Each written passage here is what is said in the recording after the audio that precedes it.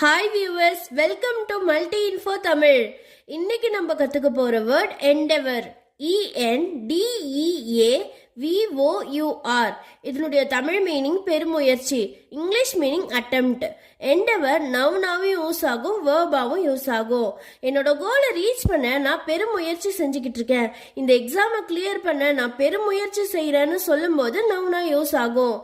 ப்ராஜெக்டை ஆன் டைமுக்கு சப்மிட் பண்ண ட்ரை பண்ணுறேன், கஸ்டமர்ஸ்க்கு நல்ல சர்வீஸ் கொடுக்க ட்ரை பண்ணுறேன்னு சொல்லும்போது வேர்பா யூஸ் ஆகும்.